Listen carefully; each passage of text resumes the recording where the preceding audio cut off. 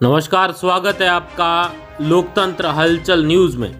उदयपुर जिले की गिरवा पंचायत समिति के अंतर्गत ग्राम पंचायत पाई की वर्तमान सरपंच श्रीमती प्यारीबाई मीणा व उनके प्रतिनिधि विजेंद्र कुमार मीणा के साथ पंचायत में विकास के मुद्दों को लेकर खास मुलाकात की गई और पंचायत में बीते कार्यकाल में किए गए विकास कार्यों और पंचायत की समस्याओं पर विस्तृत चर्चा की।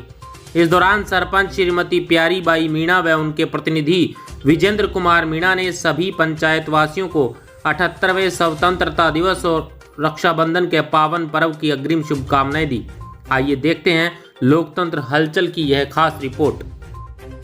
नमस्कार, आप देख रहे हैं लोकतंत्र हलचल। आज हम पहुंचे हैं ग्राम पंचायत पाई। आज हमारे साथ खास मुलाकात में वहाँ के वर्तमान सरपंच प्रतिनिधि और बिल्कुल युवा प्रतिनिधि विजेंद्र जी कटारा।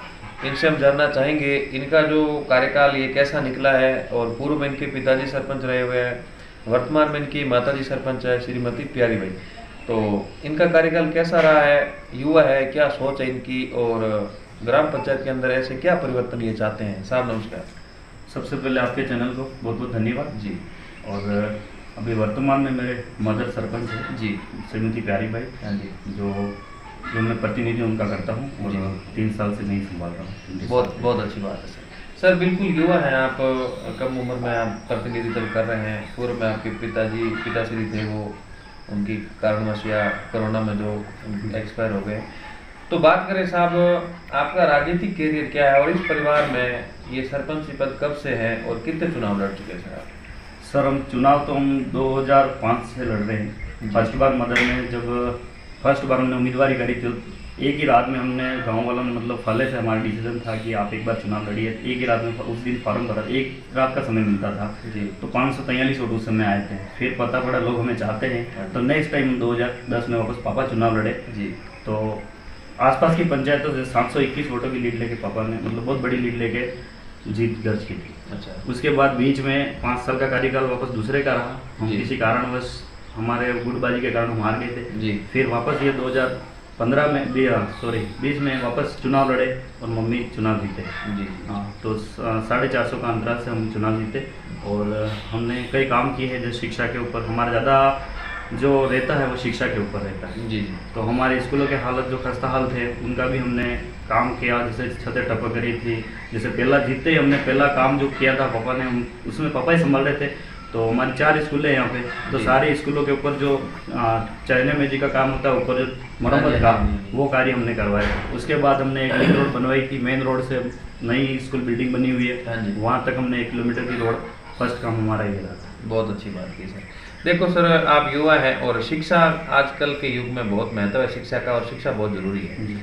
सरपंच साहब, बात करें विकास कार्यों में आगे चलते हुए, तो आपने शिक्षा का जिक्र किया है, तो वर्तमान में स्थिति क्या है और आजकल के जो युवा हैं, जो युवा पीढ़ी है, जो बच्चे स्कूल जा रहे हैं और यहाँ जो बालिका शिक्षा है उस पर क्या ध्यान दिया जा रहा है?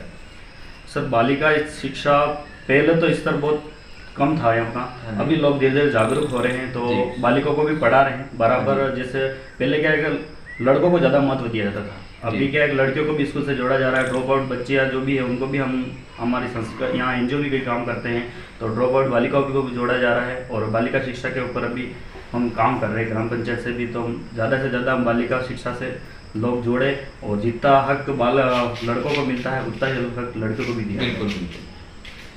सरपंच साहब, बात करें ग्राम पंचायत में पेयजल की, तो अभी वर्तमान में जैसे अभी बरसात का मौसम है तो यहाँ पेयजल स्टोरेज के लिए और जो यानी कि जो जल स्तर ऊंचा लाने के लिए ग्राम पंचायत ने कितना काम किया है और आपने किस मद से और कितना बजट आपने ला के यहाँ पेयजल के लिए कितना कार्य करवाया?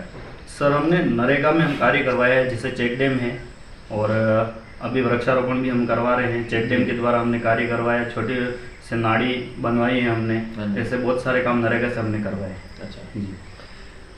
सरपंच साहब, आजकल का युवा देखते हैं नशे में लिप्त होता जा रहा है और आप एक युवा हैं और ग्राम पंचायत के अंदर देखते हैं तो युवाओं की क्या स्थिति बनी हुई है? आपकी ग्राम पंचायत में नशे की प्रवृत्ति कितनी है? देखते हैं कि आजकल युवा नशे की प्रवृत्ति में डूबता जा रहा है और अराजकता बढ़ती जा रही है। आए दिन देखते हैं कि आपराधिक मामले बढ़ते जा रहे हैं, तो आप क्या कहना चाहोगे सर? सर ये स्थिति हर गांव में ऐसी बनी हुई है। बिल्कुल बिल्कुल। बहुत सारे युवा नशे में लिप्त हुए। पहले हमारे यहाँ इतना नहीं था। अभी ये जो समय है, ये कोरोना के बाद का समय, जो बेरोजगारी बढ़ी, हाँ जी। उसके बाद से युवा ज़्यादातर नशे में, और जी। फिर ये सारी घटनाएं जो हमारे कोरोना से पहले नहीं थी, जी। जैसे अभी रात को निकलना यहाँ से सेफ नहीं रहता है। बहुत सारी, जैसे हमारा घाटा है, खीरा घाटा है, हिरन घाटी जी। है, उधर रात को कोई इमरजेंसी में निकलता है, पत्थरबाजी होती है, लूटपाट होती है, ये सारी जो बड़ी है अराजकता जो फैली है, ये सारी जी। चीज़ें कोरोना के बाद और बेरोजगारी से बढ़ी है। बिल्कुल और नशे की एक लत ज़्यादा युवाओं में ज़्यादा पकड़ कर रही है। बिल्कुल पकड़ कर रही है, यानी वो नशे की आपूर्ति के लिए वो कुछ भी हाँ, करना नशे की आपूर्ति के लिए कुछ भी कर रहे हैं। जी।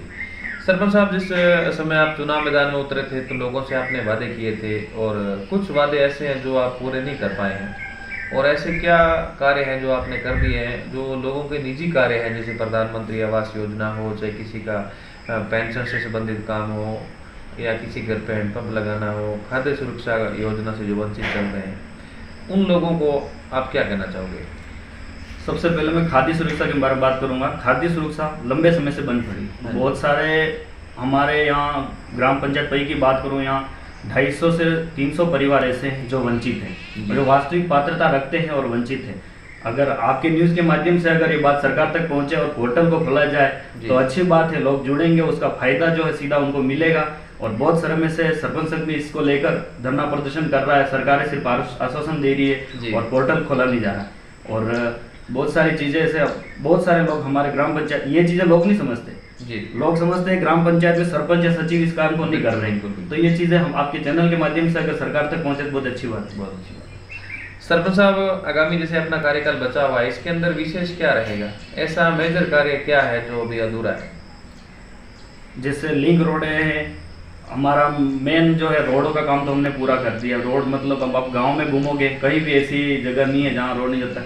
वन विभाग में जो हमारा 2 फले बसे हुए, केमरी और ढंडवा, हमारी कोशिश शुरू से यही रही है कि वहां पर एक तो पानी की व्यवस्था नहीं और एक लाइटों की व्यवस्था नहीं। वन विभाग हमेशा उसमें टांग अड़ाता है। हमने सामुदायिक फाइल भी लगा रखी है। हमारी प्राथमिकता यही रही है, वहाँ के लोगों को, जब पिताजी का कार्यकाल था उसमें 103 पट्टे लोगों को हमने दिलाए थे। उसके बाद अभी मदर के कार्यकाल में हमने 28 पट्टे लोगों को अभी और दिलाए हैं, और 200 घरों की आबादी है। वहाँ पर हो सके सरकार से हम डिमांड करेंगे एक बिजली व्यवस्था और पानी की व्यवस्था उस गांव में की जाए। हमारी सबसे पहली प्राथमिकता है। स्कूल पिताजी के कार्यकाल में हमने कर दिया था 5वीं तक, अभी 8वीं तक वहाँ स्कूल की व्यवस्था तो है, वो बिल्डिंग भी जर्जर है। अभी वन विभाग वहाँ पर काम नहीं करने देता है, बाउंड्री वॉल का काम बाकी है, वहाँ टॉयलेट नहीं है, क्योंकि हर समय वन विभाग उसमें टांग रहता है। हमारी पहली प्राथमिकता ये केमरी ढंडवार में हम काम करना चाहते हैं। बहुत अच्छी बात है सर।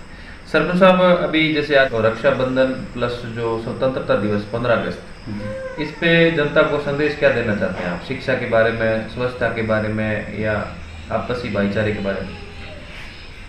इस दिवस पर हम भाईचारे को उसमें फैलाएं और जो लोगों को जागरूक करने का कार्य किया जाए। बहुत अच्छी बात है सर। आपने हमें टाइम दिया, इसलिए बहुत बहुत धन्यवाद आपका।